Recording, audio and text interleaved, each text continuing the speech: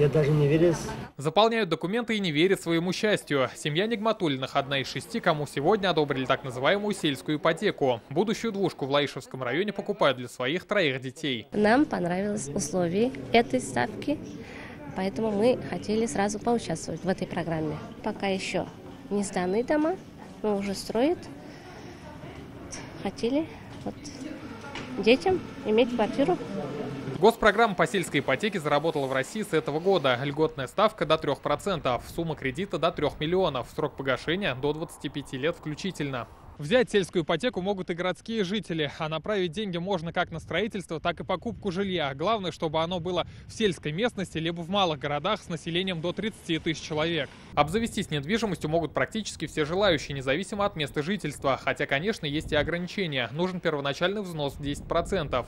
Получить льготу можно только один раз в жизни, а продать удачно приобретенное жилье можно только через 5 лет, даже если кредит погашен раньше. Есть определенный перечень жилых комплексов, если, например, человек приобретает именно квартиру, то есть эти жилые комплексы находятся на земельных участках, то есть только в этих жилых комплексах можно приобрести. Соответственно, дома либо земельные участки можно приобрести в любом районе. Недополученный доход банкам компенсирует государство. Программу курирует Федеральное министерство сельского хозяйства. Идею льготного кредитования для строительства жилья за городом поддержал пока один банк. Сейчас в республике больше 5000 тех, кто хочет получить эту ипотеку. 1,5 из них уже подали заявки. С учетом того, что спрос превышает предложение, документы тщательно проверяются. Где-то 400 клиентам мы отказали. Отказы у банка, как обычно, там мы ориентируемся на кредитную историю. Должна быть положительная кредитная история, однозначно финансовые возможности должны быть для погашения кредита, и другие критерии. И также ровно такое количество, где-то порядка 500 заявок, они находятся на рассмотрении на разных этапах. Отметим, что строить самим нельзя, только по договору подряда. Сегодня в Татарстане 11 застройщиков и 14 подрядчиков прошли аккредитацию. Их список можно уточнить на сайте банка.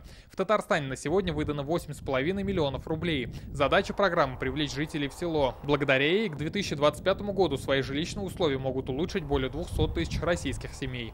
Рамиль Галиуллин, Данил Филатов, ТНВ, Татарстан.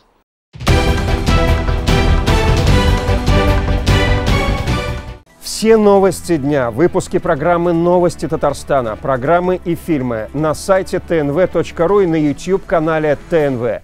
Подписывайтесь.